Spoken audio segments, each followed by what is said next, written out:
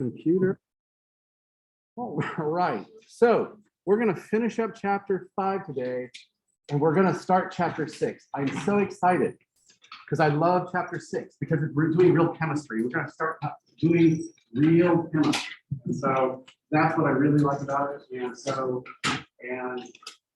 that's why I'm anyway, so let's finish up chapter 5 first. But when we were talking about our different enantiomers, remember that's a single chiral center, we said that we could only tell them apart by having them optically rotate light.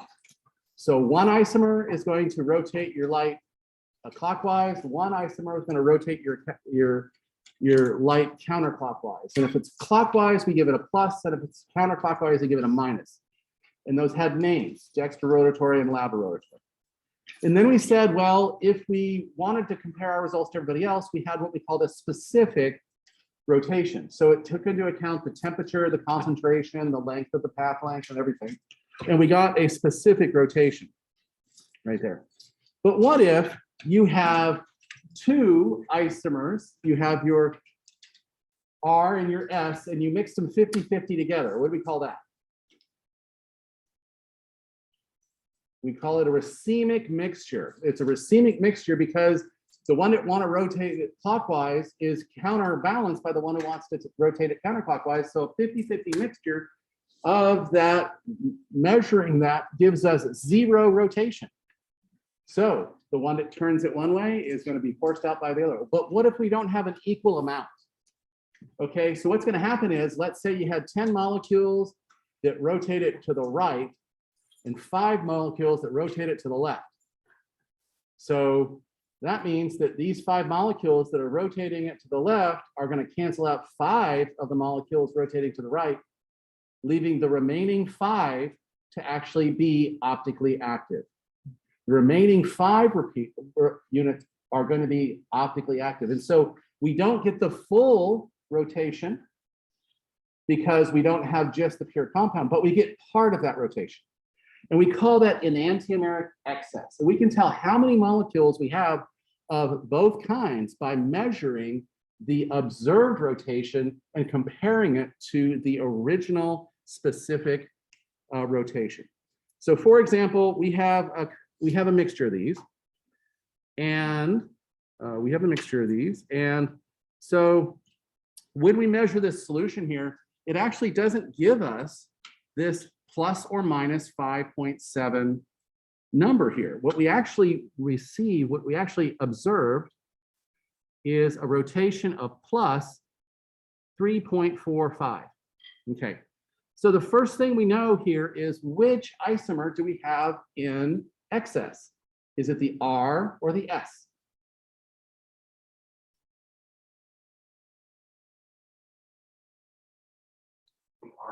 It would be the R because it's still positive. Okay, it's not all the way to where its specific rotation is because the S's are canceling out some of those molecules. Okay, so we have a little equation for that, and it's the enantiomeric excess is equal to the observed optical rotation divided by the specific optical rotation times 100. Okay, so in this case here, we have plus 3.545 divided by 5.75 times 100, which equals 60% EE. What does that mean? That means we have 60% of the possible 60% of the possible rotation. So what does that mean? Well, that means that we have only 60% of that solution rotates light. That means the other 40% of that solution canceled each other out. Yes. 345 is what we observed for our mixture. So that's just a measured one, and we're comparing it to our pure enantiomers. Okay, and because it was positive, we knew it was the R component in excess. Now we have a calculation here that said we got 60% of the possible optical rotation. So that means the other 40% cancel each other out. Okay, which means 40% is half R and half S. So that means we have 20% S and 80% R by moles. But we know from our observed rotation here that we have a 60% of our possible rotation. So we have 40% of the mixture, which gives us our subcomponents. And so you can actually say how much of the S impurity you have in here. And in this particular case, it's 20%. Questions on that? Okay, so enantiomeric excess is not molar amount. It's how much of the optical rotation you got, so you know that there's at least that much purer stuff in there, and the other portion of the solution is racemic. All right, questions? No questions. All right. So we said before that there was no way to tell enantiomers apart except by optical rotation. So if we look at two different enantiomers right here, and we actually also have a diastereomer of it, and this one actually looks like it has a mirror plane in it. So it's probably a meso compound. And so, but the A and the B have the same melting points, same solubilities. The only difference is the opposite sign on the optical rotation. This will always be true. If you have a pure enantiomer that is positive 17 degrees, the pure enantiomer, opposite enantiomer is going to be the same, just negative. So that's how you know you have a pair of enantiomers like that too. So in this particular case, we have an RR and SS and this. And it turns out because this little positive is here, we have our D, our Dexter lavatory. And because of the minus here, we have our L. And when we have mixtures, a racemic mixture, notice that the melting point changed, the solubility didn't change, but notice the specific optical activity has gone away. It's a racemic mixture, one-to-one mixture. One's going to tilt it that way, one's going to tilt it that way. And our designation for that is called DL, D, L, because you have a mixture of both in them. Okay, so that's how we'll see those.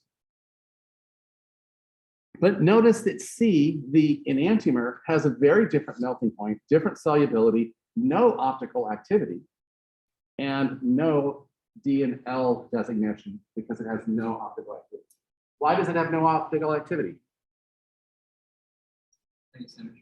Plane of symmetry. It's a meso compound. Plane of symmetry knocks out the optical activity, and therefore it is a meso compound and is not chiral. All right.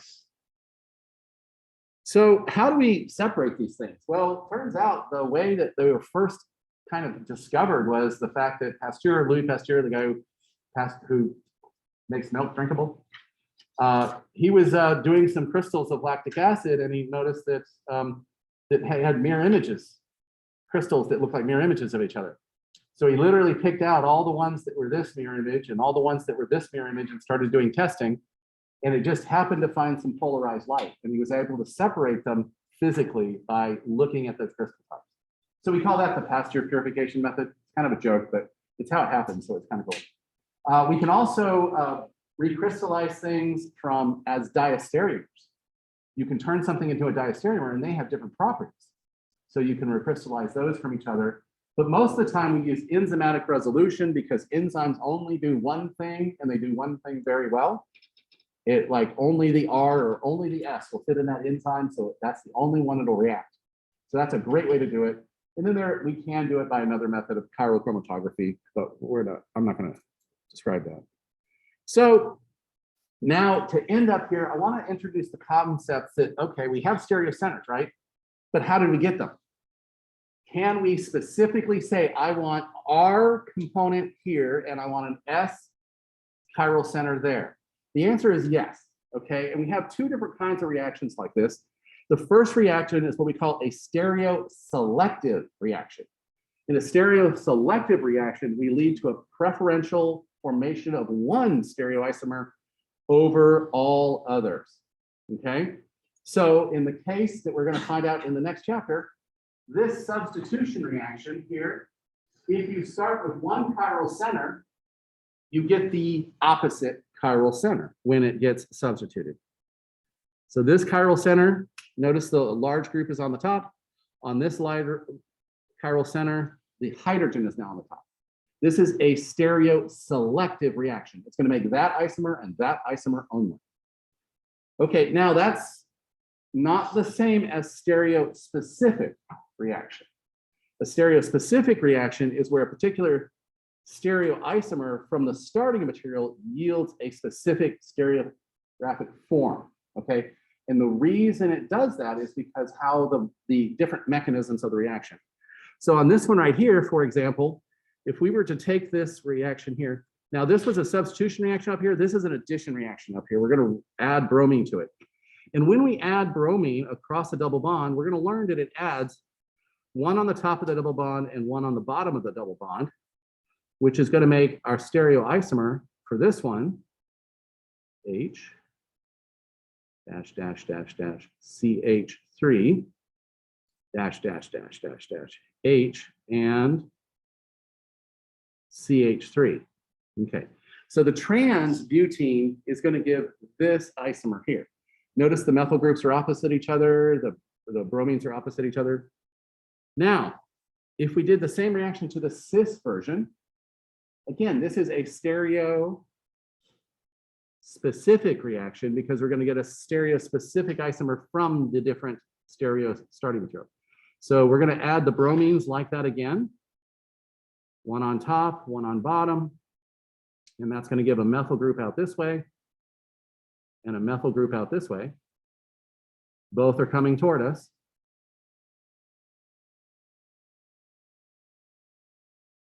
Okay. And that's going to give us a different molecule. So in the case of this one right here,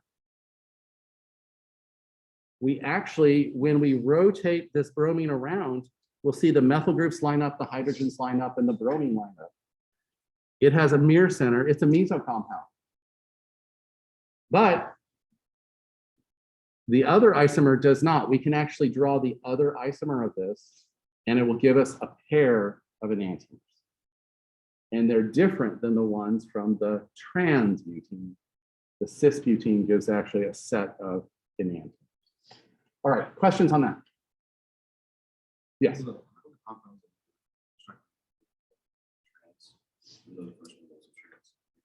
Well, I put the bromines anti because one bromine adds to the top and one adds to the bottom of the double bond. So that keeps with a methyl group and the hydrogens fixed in space.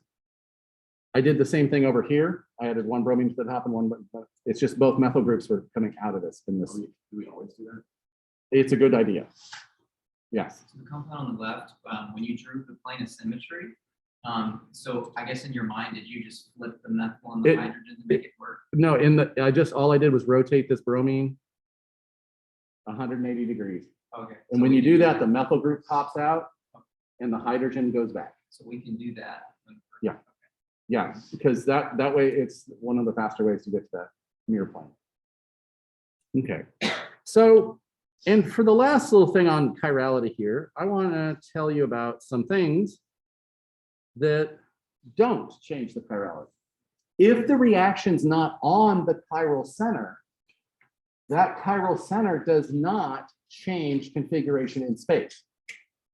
Does that mean it's going to stay R and S? No, you still have to reprioritize, but the chiral center itself, if you're not doing the reaction on this chiral center here, you're doing it over here, okay, that's not going to change the chiral center unless it changes the prioritization. Okay, so for example, in the case of this right here, this is the higher priority because it has the carbon-carbon double bond than the propyl group here.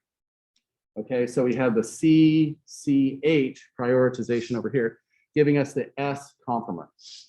Okay, now if we do a catalytic hydrogenation, which is one of our reactions from this chapter, we're going to take away that double bond and turn that into an ethyl group.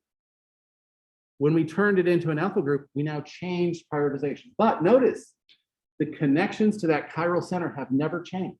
They did not change. The only thing that changes was the priority. The priority changed the name. It did not change the configuration. Okay. Okay, so that also leads us to a kind of another weird nomenclature situation here, in the fact that if we know exactly, by having some kind of scientific data to know exactly where it is in three-dimensional space, an X-ray crystal structure or something else, we know that it has an absolute configuration. We know exactly that this is the R molecule and this is the S molecule. Okay, now let's say we just made this compound and we're not sure. We know that it could be one or the other. And so we're going to say that at that reaction, at that point in time, we have a relative configuration until we prove it otherwise. Okay, so we don't know what the reaction did pop out. We knew it popped out stereoisomers.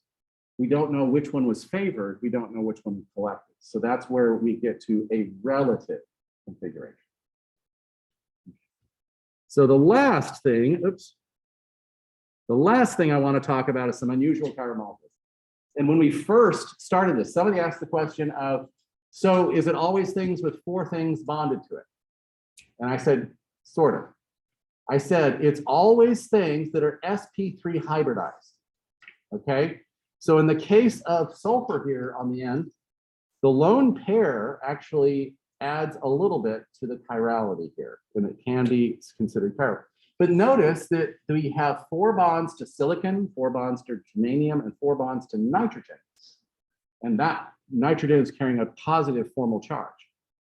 Okay, all of these things are sp3 hybridized and have 4 bonds to them. All of them are chiral. So look for that sp3 tetrahedral center, and then look for 4 different things. If you have both of those, then it's time to think about chirality. Okay. Now, there are some very exotic molecules out here. I just want to show you one here that is not technically tetrahedral. It's not sp3 hybridized, but it does meet all the requirements for the asymmetric center. And it turns out that there's not a single carbon that's there. The actual molecule is centered on there, because this carbon can't be a chiral carbon because it doesn't have 4 things bonded to it. This thing can't be a chiral carbon because it doesn't have 4 things bonded to it. But it does meet all the other things, non-superimposable mirror image. Most of the time, we're going to deal with carbons with 4 different things on them. But I wanted to show you that there are some special cases that do not follow that, but follow all the other rules. We shall be looking for 4 things on carbon, but if you get into a research lab doing creative things, you can do that. Okay. Questions on chirality, chapter 5. Nothing there. All right, so I'm going to switch gears and go to chapter 6. Okay, so before I do that, let's go ahead and take roll.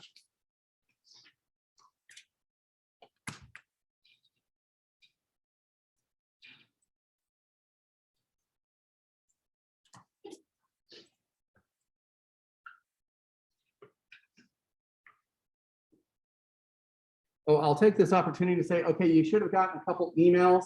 We're going to use this week's Zoom link for this week.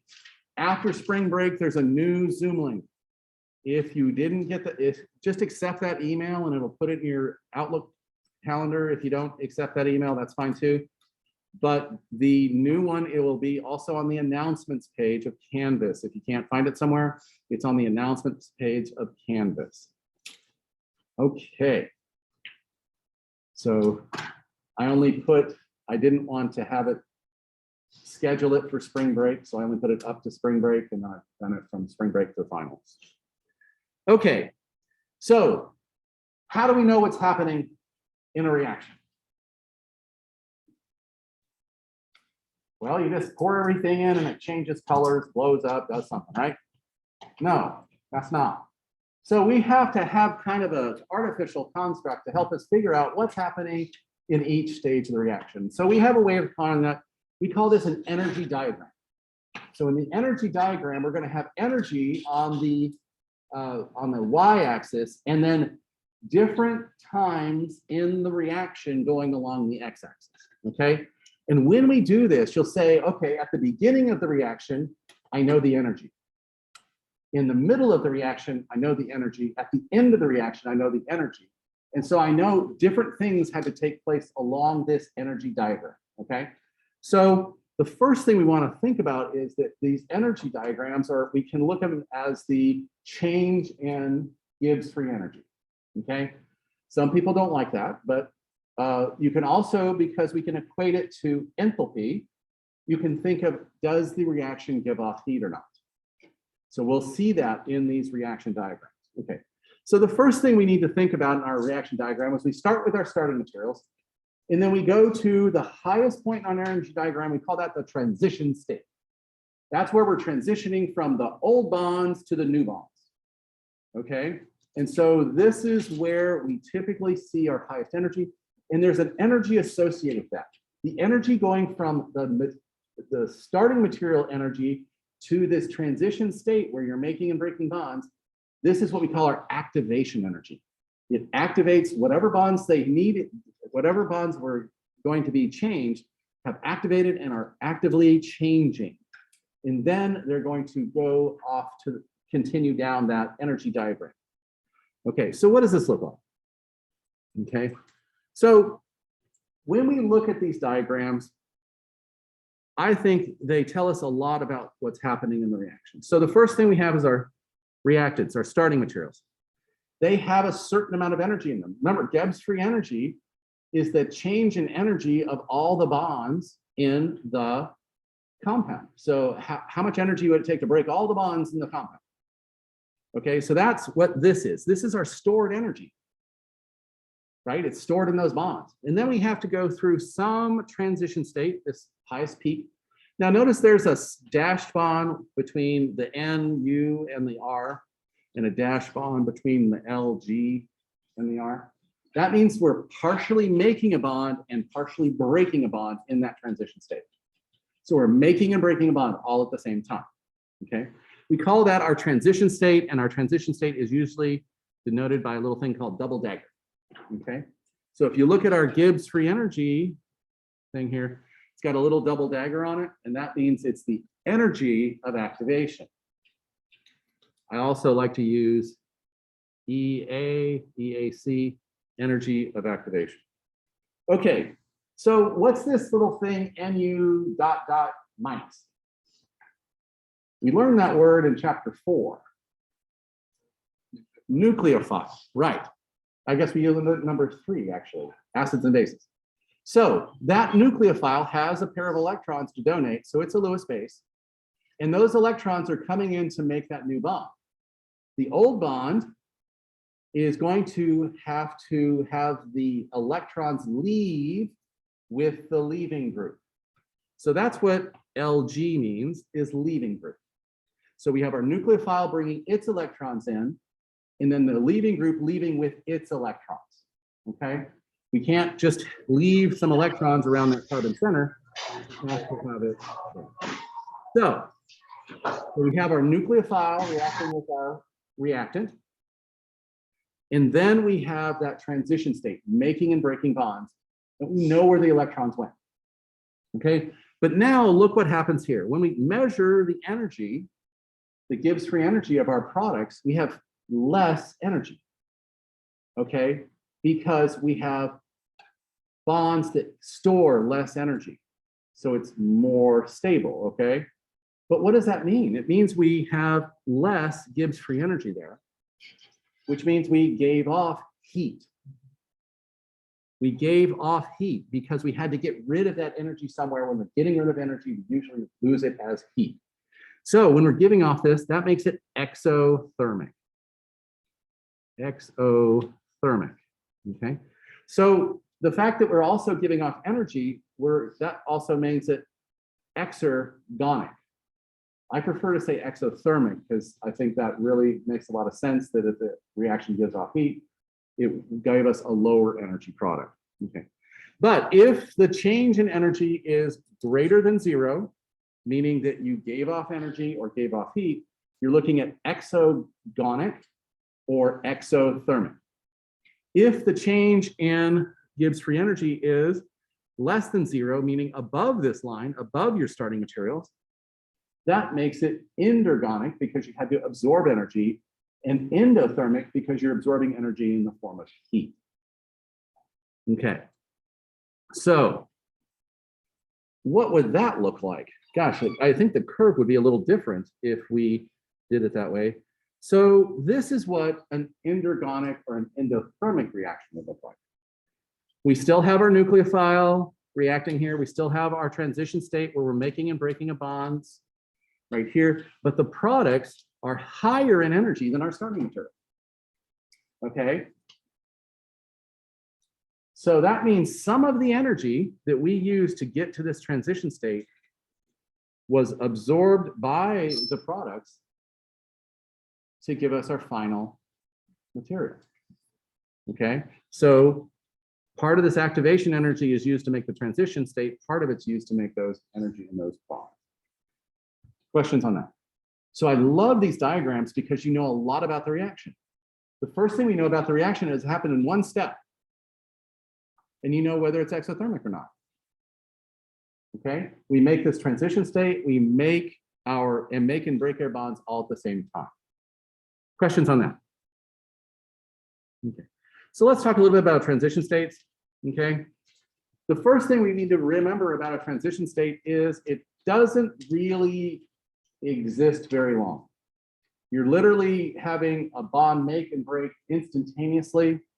You can't isolate it, you can't find it. You might be able to see it spectroscopically or something, but it's kind of this this construct that says it doesn't really hang around very long. The next thing is that the larger the activation energy, the slower the reaction. The larger the energy, the slower the reaction. And that has to do with the idea we don't have as many molecules that have enough energy to actually get to that transition state. And so you have to do that. But that means that if we have a smaller activation energy, it's a faster reaction. So that's kind of cool.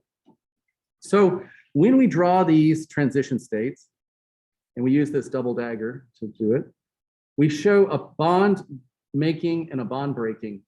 And notice that both the incoming nucleophile and the outgoing leaving group both have a partial negative charge in the transition state.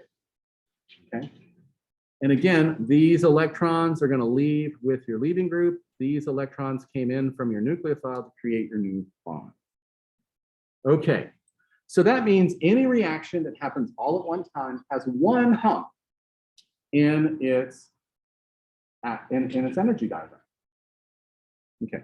So what if you make something in the middle? You don't do it all at once. Well, if you make a compound in the middle that can be isolated or manipulated, that's called an intermediate. Okay, we've actually made an isolatable chemical compound that is in that reaction process. But we still had to go through a transition state to get there. So notice in our transition state for this particular one here, we have our electrons from our pi cloud acting as our nucleophile electrons. And they're attacking this hydrogen, which is the electropositive. It's the electrophile. And notice the electrons that were between the H and the Br are going to stay on the bromine.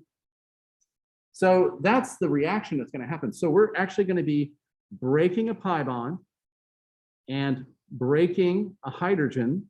I mean, making a bond to hydrogen while breaking the bond to bromine. So our transition state is the same as the previous one. But in this case, we're actually going to end up making a positively charged carbon species and a negatively charged bromine species. So those are intermediates. They can actually be isolated. You can see them in there. So that means it's not a transition state, it's an intermediate. Now, what happens next is, well, this is now our nucleophile. This is now our electrophile, and they're going to react together to form a transition state where they're forming the new bond. In this case, they're forming the new bond because we don't have any electrons to kick out, and so our transition state still exists. So in this reaction, we have two transition states and one set of intermediates. So what's the energy diagram look like? Remember, the transition state is the highest point on the graph, but we have two of them. So what does that mean? Well, that means we have to account for both of them. So the first one, we start out with our energy here, and then we go through our first transition state here, where we're making and breaking those bonds. And then boom, we pop out our high energy intermediates. Most of the time, our intermediates have very high energy, so they react very quickly. And then notice how small this activation energy is. Here's the first activation energy, it's huge. Here's the second activation energy, it's small. Which of those reactions is faster? The smaller activation energy is always faster. So the second one's very fast. Okay, and then we end up down here at our products right here. And in this case here, double bonds are never as stable as sigma bonds. So our product is more stable, and therefore the overall reaction is exothermic or endothermic. Exothermic, because our net change is positive here. We've net gained energy out of it. We've gained heat out of it. Okay, so this is why the reaction diagrams are so cool, because you know exactly what's happening when. Okay, you know you're starting your materials, you know what your activation energy, you know how fast each of the reactions is going to go, you know what your intermediates are. This is a fabulous tool to visualize how to do chemistry. Okay, and that's why we teach it right here, right now. Okay, so let's talk about kinetics and thermodynamics. Okay, so kinetics is things that happen faster. It's the rate of the reaction. It doesn't matter what the products end up looking like. It's where that is. So like I said before, the higher the activation energy, the slower the reaction. The fewer molecules have enough energy and be in the right position and the right orientation to get there. Therefore, it slows the reaction down. But we can play with that kinetic and say, okay, how can we increase the concentration? How can we make sure there are more molecules that have that energy? Well, we can raise the temperature. We can raise the concentration. That way, the reaction will, even though it has a high activation energy, by doing those two things, we can increase the number of molecules that are getting that enough energy, and therefore are the ones that will be reacting. So you can actually change the rate of the reaction by changing concentration and temperature. Okay, but notice the activation energy itself did not change. You still have to use the right amount of energy. You just have more molecules available to react, and therefore it speeds the reaction up. Okay, so the other thing I want to talk about is thermodynamics here. And I've already talked to you about the starting materials and the products can have different energies, okay? And notice when I say that the reaction is endothermic or exothermic, all I care about is this little difference between the starting material and the product. Because thermodynamics don't care about the path you take. It just cares about where you ended up and where you started. So we can have 2, 3, 4, 10 transition states and 15 intermediates, but that doesn't matter. All we care about is the beginning and the end for thermodynamics. Kinetics, on the other hand, we care about each of those steps. Where are the activation energies on each of those steps, and which one is going to be the slowest? Okay, so that brings us to talking about our rate of our system. And just like we had before, our rate law, or our rate law is basically a measured amount per unit time. So we would take some analytical device and say, oh, we had 10 moles of it, and then we had 5 moles of it, then we had 2 moles of it, and then we're going to draw a straight line. We're going to get a rate from it, okay? So the rate constant is a proportionality constant that does not change with reactant concentration. So you run it a bunch of different things, and so that K is the same, okay? But if the concentration changes, the rate changes, okay? So the rate constant is constant, does not change. This one right here, and this one's measured. The concentration here, you can vary. Remember, I said if you raise the concentration, you increase the rate. So if we raise the concentration, the rate goes up, but the K stays constant, okay? So this rate is equal to K times the concentration of the reactants is our rate law or rate equation. Okay. So we can actually tell what kind of reactions we have by looking at the rate law as well. Okay, so the rate law and the energy of activation are inversely related. The higher the rate constant, the faster the reaction goes. The faster the reaction goes, the lower the activation energy. The higher the activation energy, the slower it goes, the lower the rate constant. So you have that kind of thing looking at. So that means in single step reactions, the rate equation contains all of the reactants. Whatever is your nucleophile and whatever is your substrate, you have to take both of those things into consideration because they have to be there at the same time. So the concentration of the nucleophile and the concentration of the reagent are directly related, okay? So in multi-step reactions, all we have to do is look for the slowest step, or what we call the rate determining step. And you can usually tell that by looking at your energy diagram and figuring out which one has the highest activation energy because they're related, okay? So now that we have this, we're looking at this and we're saying, okay, we have to kind of define our rates laws in different groups. And so we're going to call them orders. And so the order of a rate reaction is basically adding together the different components, the different exponents of the number of reactants in your system. In this case here, we have a reaction that takes place in one step.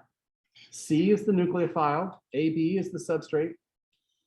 And so because they have to both be there at the same time, we have to take into this one in configuration, this one into giving us a total of 2. So we call this a second order rate equation. Okay, this is important because you'll know when you see that it's a second order rate equation, you'll know that the concentration of the two reactions are very important and have to be considered in your system. Okay. So in the case of multi-step reactions, we can think of it as, once you get past the restriction in this hourglass here, there's no restriction. They'll react as fast as they can. As long as you're giving out intermediates, it'll react to the next step and the next step and the next step. So the idea here is that usually, it's almost always the first step, but sometimes it's not. It's the slowest step, and the slowest step is always the one with the highest activation energy. So you can see that. And we call that the rate determining step. Because it doesn't matter how fast these rates are, because this is the one that's going to control the whole thing. Because the intermediates will react so fast once they get produced, we'll not see them. So it all depends on the slow step. Okay, so in a reaction where you have a single transition state, we're probably going to have a second order reaction because the concentration of those both reactants is important. Okay, what about two-step reactions? Okay, so let's see. In a two-step reaction, we have to form an intermediate, right? We go through one transition state and then we form an intermediate. And then that intermediate has to go over a second transition state and react. Okay, so it turns out that in two-step reactions where you're forming an intermediate, we only care about the concentration of the thing that's going to react first. Why? Well, this can't react with this until it's already been formed. So the concentration of the nucleophile doesn't matter. All that matters is what we have to create our are intermediate with. So that in case, we only care about the substrate in this case, or the one of the reactants, and therefore it only has a 1 here, which gives it a first order rate law. Okay.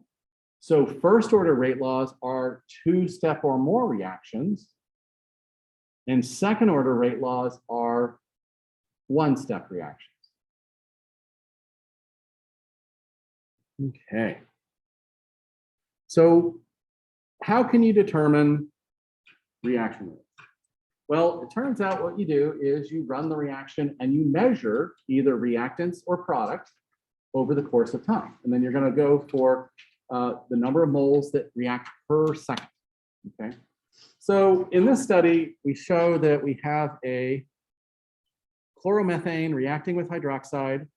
So our hydroxide is the nucleophile, and our chlorine here is the leaving group. That's the group that's going to leave with the electrons. And when we do it like this, concentration to 1 to 1, or I guess this is 1,000 to 1, we get about 5 times 10 to the negative 7 moles per liter per second. Okay.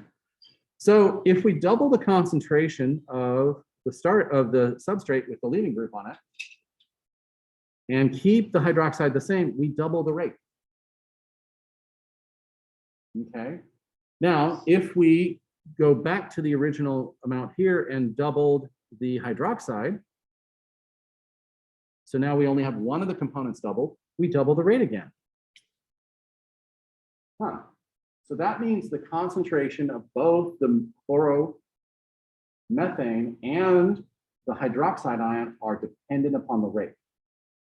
Okay, because they both change the rate, that makes this a second order rate law. Okay, but what else happens here?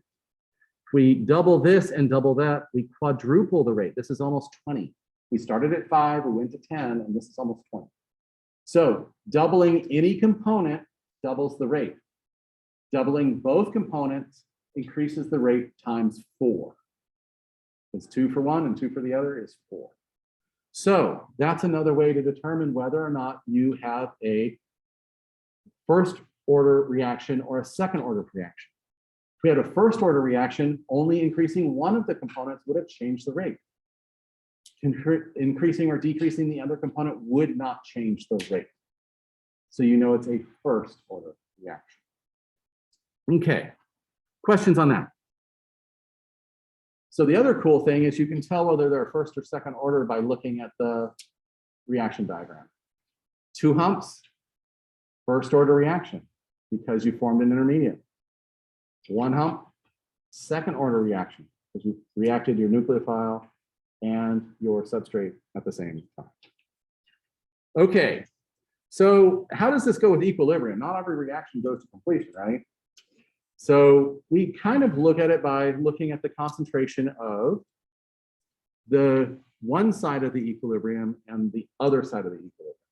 So in theory, in a reaction going from A to B, you're going to have one constant, reaction constant, right? And in theory, going from B to A is going to be a different reaction constant.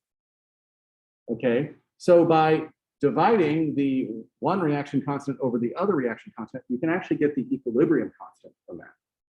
And that's also equating to the concentration of A over B.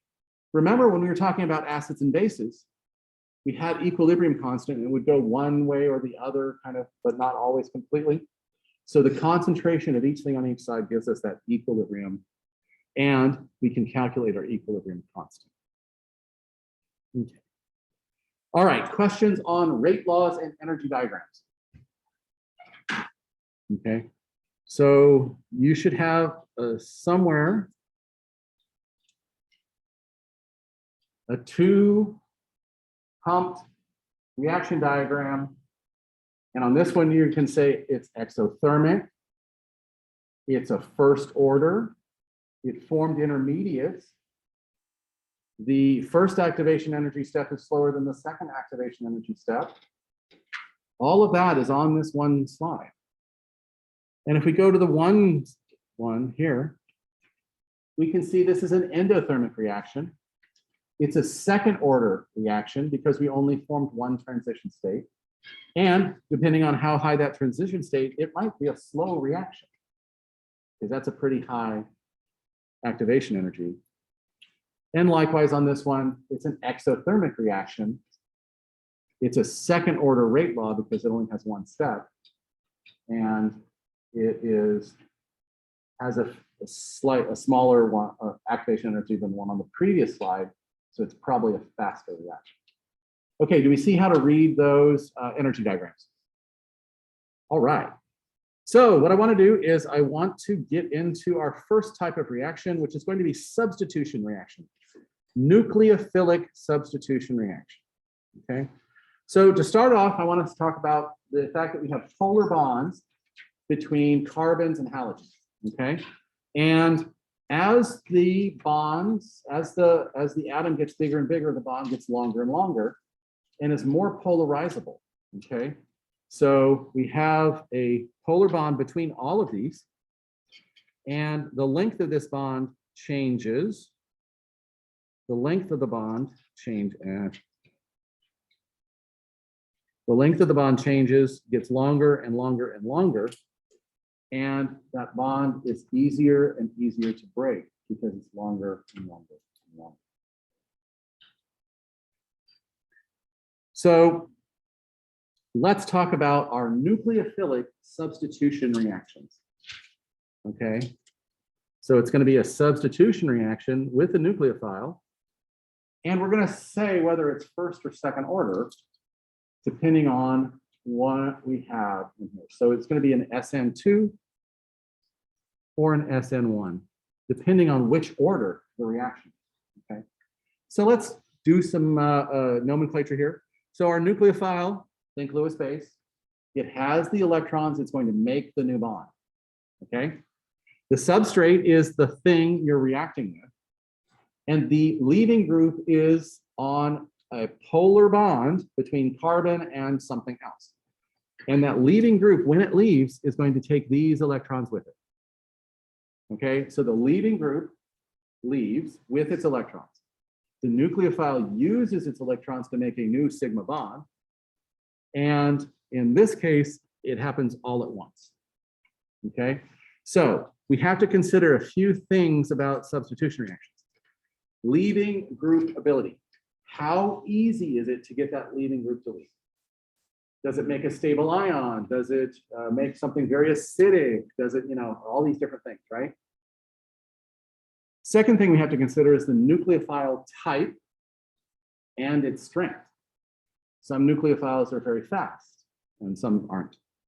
Then we also have solvent effects, as it turns out. Solvent can stabilize your intermediates, and that will affect the reaction progression.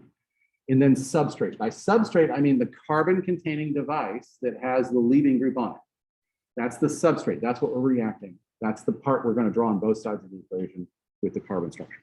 So let's look at this and kind of define through there. So in this case here, we have this as our nucleophile. It has the electrons here. This is our leaving group, which makes this our substrate. And notice I'm showing you where the electrons are going. Why are the electrons attacking the carbon? Well, this is a polar bond, right? And it's going to pull in this direction. So that means the carbon side of that bond is partially positive. That makes the carbon an electrophile.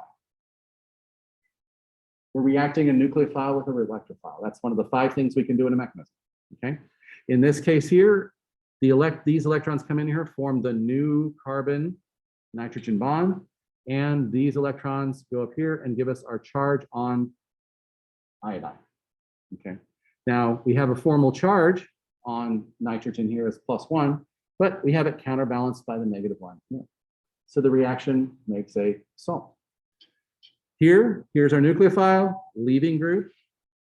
This is where the leaving group is going, the nucleophile is going to attack, giving us our new compound and iodide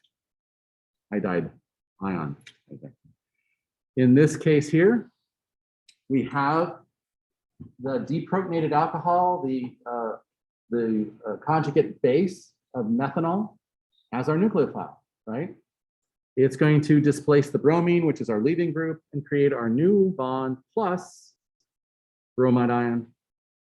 And iodine is going to be the nucleophile, attack the backside of this bond, giving us iodine and chlorine. Okay, there's a reason the reactions go, and we're going to get to that today. Okay, yeah, plenty of time. All right. So questions about these terms. If you think nucleophile, think Lewis base. You think electrophile, think Lewis acid. Electron deficient, it's got a partially positive charge that makes it a Lewis acid.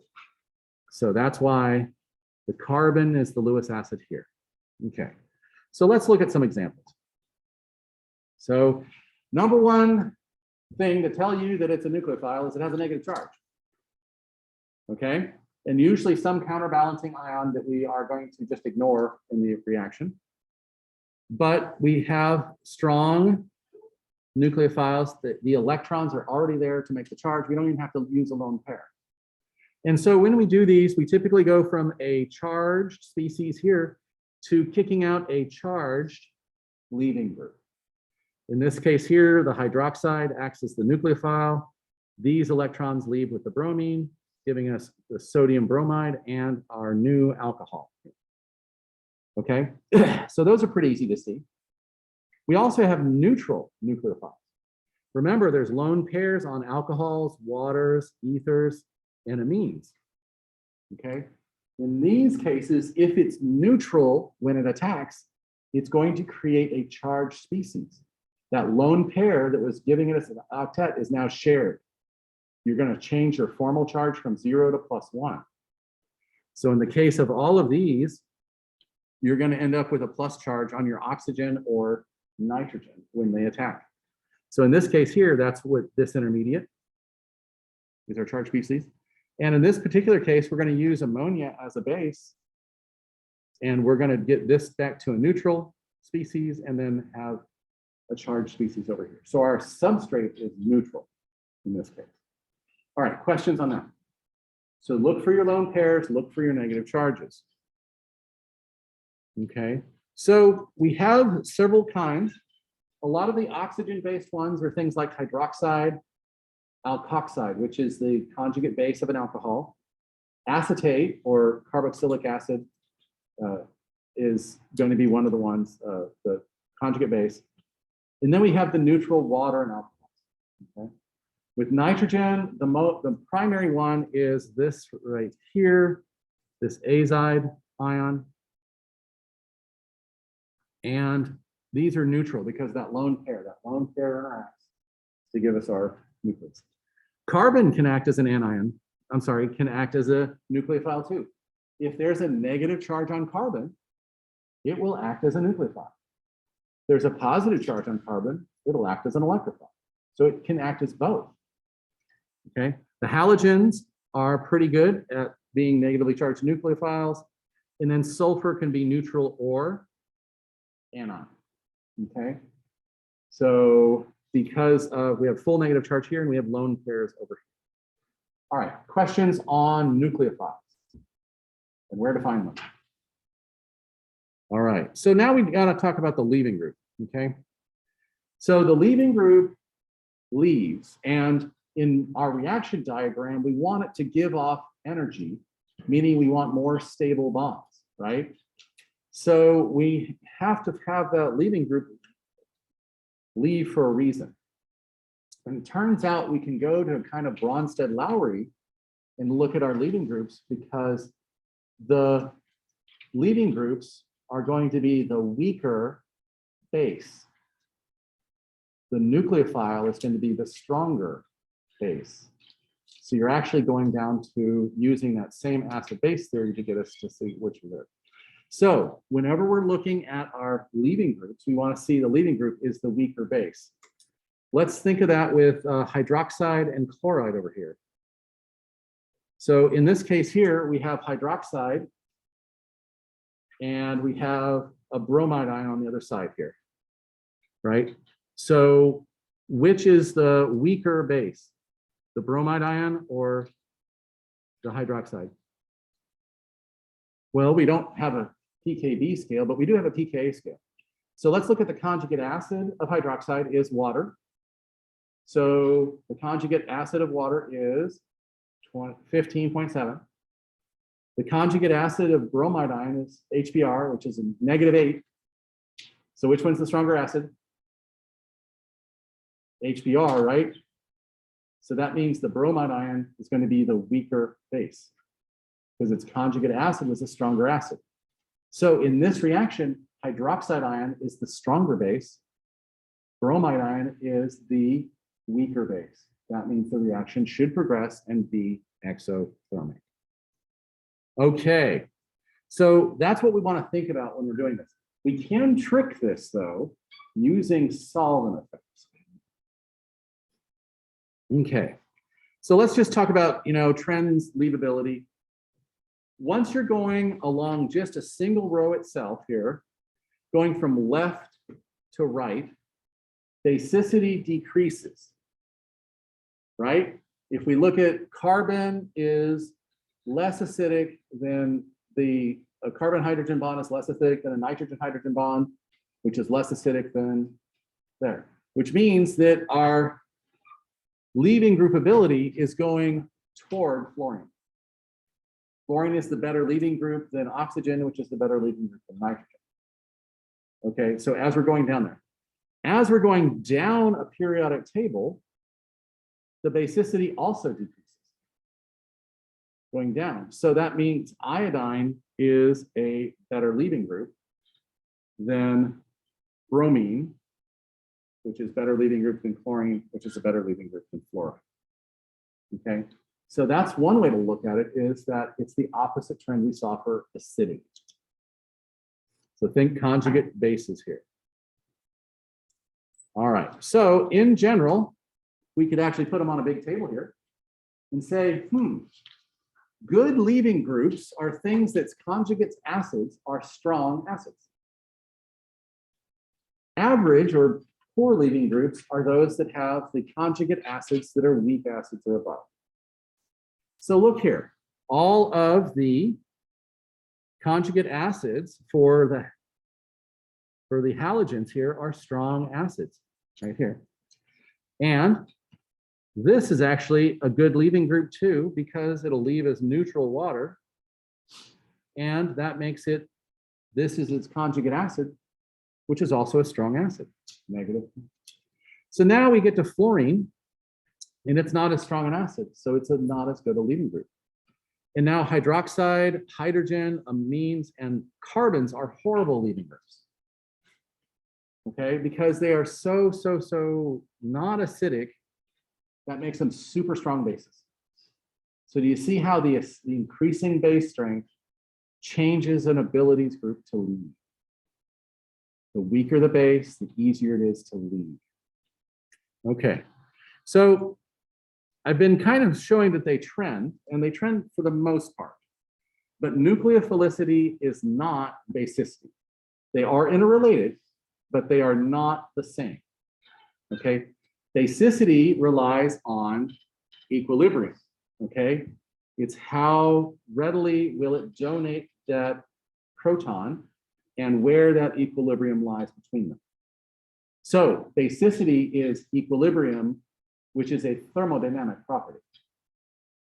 Nucleophilicity is how readily it donates its electron pair and is characterized by a rate constant, and therefore is a kinetic property. So they are interrelated, but basicity is thermodynamic. Nucleophilicity is kinetic.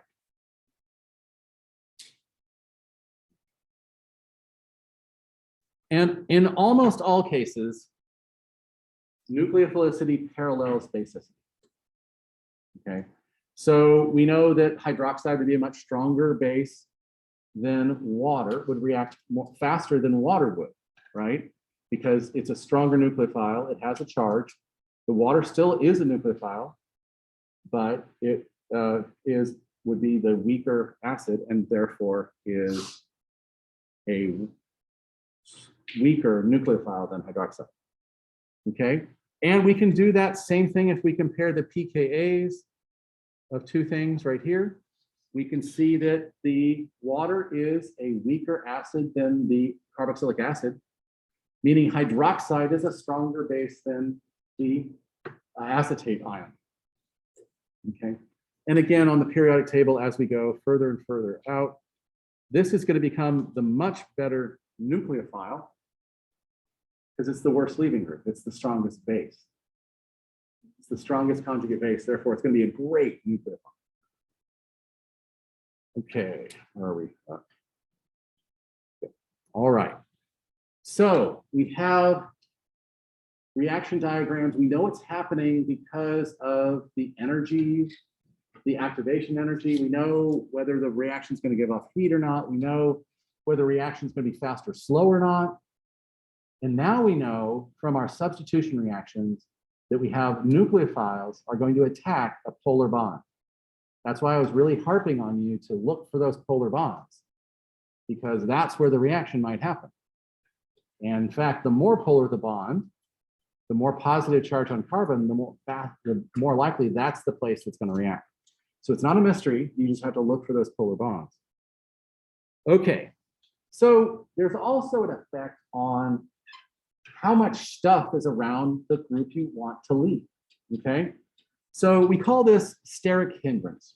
Okay, and so what you can think of is, let's say you have one of those. You have a basketball hoop, right? And there's nobody in front of you, and you can just go straight at it, right? And so it's real easy to try to get in there, but then you get a tall guy standing on this side, so you got to like shoot from this side now. And you get another tall guy over here, so it's like, okay, well, man, you go underneath them. And you get another person standing in the middle, and then it's almost impossible to get that shot because there's no way to get there. Okay, so that's steric demand, okay? So the fewer things you have around your leaving group, the easier it will be for your other nucleophile to come in, and start forming that new bond, okay? So we can think of something like this. This would be a kind of a small nucleophile because it can go in, even if there's a couple small groups there, it's small enough to go in and start forming that new bond. You've got to use those electrons to form that new bond. But if we go to something like T-butoxide, it has this umbrella basically, or this parachute dragging it away, and it can't get close enough to start forming that new bond. So that makes it less nucleophilic. It can't get close enough to form that new bond. And so this is what we call a steric hindrance. And so when nucleophiles start getting too big, we start calling them non-nucleophilic bases. They can still transfer a proton because those are small, but it can't act as a nucleophile. It can't get close enough to start forming that bond. So smaller nucleophiles tend to be good nucleophiles. And these big, bulky things, and T-butoxide, we both have the memory because T-butoxide is our strong, big base, and we use it as our non-nucleophilic base. So I would definitely write that down. Okay, so do we see how the steric effect actually does that? Think about a chloride ion, right? It's really small. It can slip in between methyl groups, but now you want to do it with this alkoxide, and it's like, well, okay, I got to leave a little bit.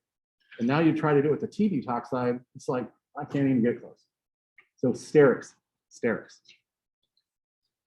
Okay. So the next thing we have to do is solvents.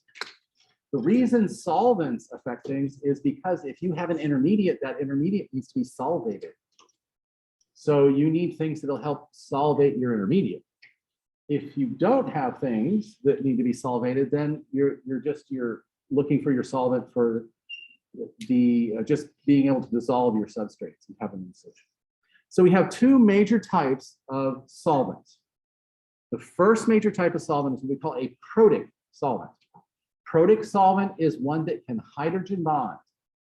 A protic solvent is one that can hydrogen bond.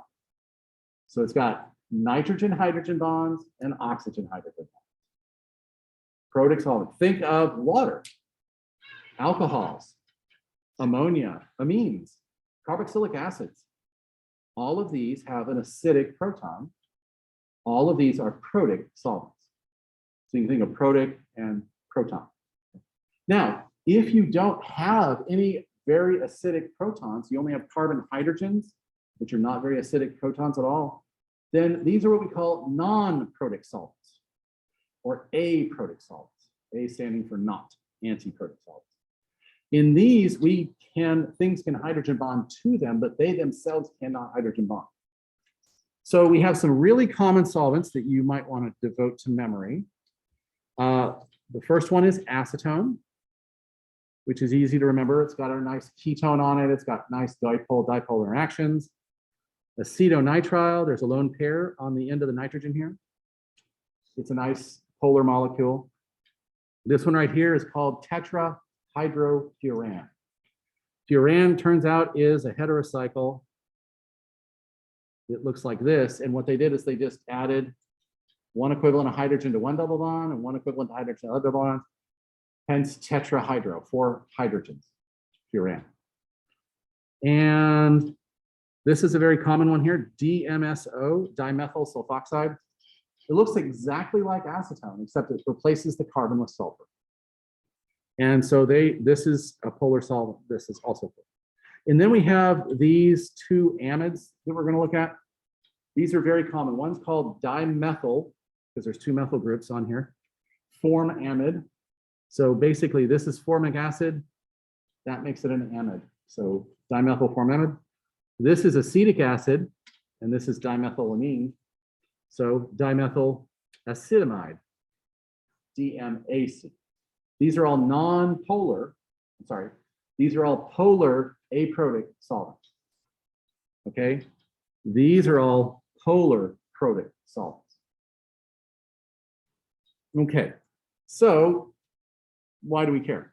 Well, it turns out that that ability to hydrogen bond changes the nucleophilicity specifically of halogens. Okay, all right. So when you have a protic solvent like water, you can have a bunch of hydrogen bond ion interactions, which are very strong comparatively to dipole ion interactions. In the case of the non-protic solvents, all you have is that dipole ion interaction, which is weaker. Okay, so that means that that negative charge on that bromine is not very stabilized. Over here, we're sharing that charge with 8 hydrogens. That decreases its nucleophilicity because its charge is more stabilized by the solvent. Here, the charge is less stabilized by the solvent. Therefore, it makes it more nucleophilic. It would rather use its electrons to attack something because it's not having its charge balanced out by the solvent. Okay, so that's why we want to know whether it's a protic solvent or an aprotic solvent. Aprotic solvents, ions can't share their electron density and therefore are more nucleophilic. Questions? Just for clarification, the bromine is the leading group, right? Yes. In this particular case, bromines actually would be the nucleophile. All right, so now let's get to those trends. Okay, so in the case of nucleophilicity increases as you go down the periodic table, as ion size increases. Nucleophilicity increases as ion size increases. Oh, because I have all these electrons way out here. Did it make it easy for them to polarize and start forming a new bond? So I got to start forming that new bond. So I'm more nucleophilic than somebody that wants to hold on to their electron. So going down, increasing the size. Okay. It's also increasing in basicity as you go up, making iodine, number one, a better leading group, but also making iodine a better nucleophile in polar protic solvents. Okay, so it's going to be the opposite of basicity. So if we look at the trend here, we see that sulfur here, big, polarizable, negative charge. It's a better one than a carbon nitrogen that has a carbon anion. Then we have iodine, hydroxide, bromine, acetate, chlorine, fluorine, and then the neutral species. So this is our general trend. Big, negatively charged are usually better than neutral, and smaller. Okay, in protic solvents, polar aprotic solvents, the trend for iodine, chlorine, bromine is backwards. Okay, it's backwards because in those polar aprotic solvents, fluorine has the highest electrophilicity and therefore wants to use its electrons more. And therefore, our fluorine is actually a better nucleophile in polar aprotic solvents. Iodine's a better one in polar protic solvents. So the halogens swap. The other ones stay about the same, by the way. It's only the halogens that do this complete reversal. Okay, so when you're thinking about that, okay, I'm going to give you a substrate. I'm going to give you a reactant. I'm going to tell you what solvent it's in. And then I might even tell you what the temperature is. And from all of those, you should be able to say, well, okay, it's not going to do that because it's in this solvent. So it's hot, which means we're going to come out with those. Each of those things is going to mean something when we go through these. Okay, so for my last little spiel here, we're going to talk about this reaction. And this reaction, this is our nucleophilic substitution reaction. We have a couple different types. The first one we're going to do is we're going to talk about the overall reaction. So what happens is we're going to break a bond with the leaving group, and the electrons leave with it. And we're going to make a new bond with the electrons on the nucleophile. Okay. So sigma bond broken, sigma bond made. Okay. So there's a couple different ways this could do it. Well, you know, gosh, we could happen simultaneously, right? We have a transition state, right? Where it comes in, starts forming a bond and breaking a bond all at the same time, one transition state. So that could happen. That's good. We have an energy diagram for that already, so that's good. We could break a bond first, so we could make the leading group leave first. Then our carbon becomes our electrophile, and we should have a nucleophile somewhere in there. Or we could make the bond first. Can we? If we made the bond first, we'd have 10 electrons around our carbon. We can't have 10 electrons around our carbon, so we can't do this here. So that means we have two ways of doing a substitution reaction. We can make and break a bond at the same time, or we can break a bond and then have a next step. Okay, so we have two different reaction possibilities here. So the first one we're going to look at is them happening at the same time. Okay, so the S stands for substitution, the N stands for nucleophilic, the 2 stands for bimolecular. Okay, so in this case here, we are going to be making and breaking a bond at the exact same time. Why is it bimolecular? Both molecules have to be in the same place at the same time with the right energy and the right position to make the reaction happen. So both molecules are important to the reaction. So we call that an Sn2 reaction. So what kind of rate law is it going to have? First order or second order rate law? Second order rate law, because both are important, right? So what do we have here? We have our nice polar bond. We're showing our polar bond here. Our leading group is our X. We're going to have our nucleophile attack at that partially positive carbon, kicking out those electrons with the leaving group here. And so that's our first type of reaction. This is our Sn2 type reaction, okay? So let me show you an example. So in this case here, I said we have to have both molecules in the same place with the right energy in the right position. Because we're making a bond and breaking a bond at the same time, you have to be making a bond 180 degrees from where you're breaking the bond. So that means you have to come in from the backside of the bond between the carbon and the leaving group. Okay, this is occasionally called backside attack.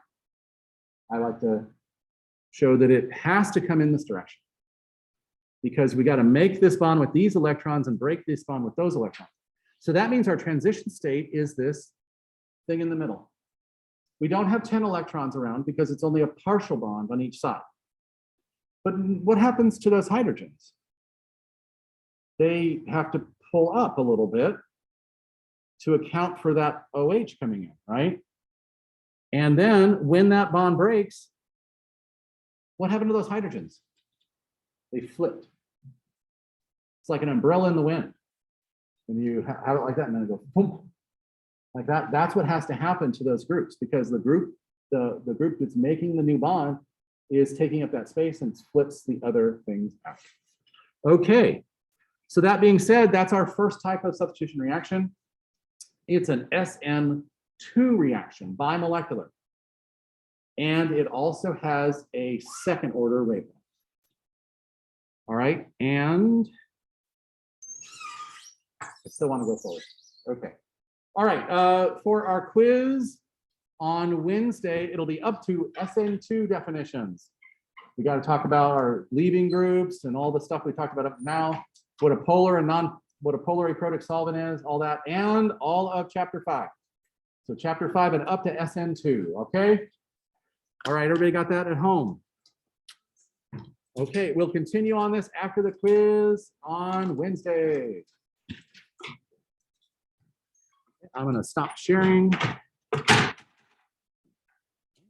I'm going to run this.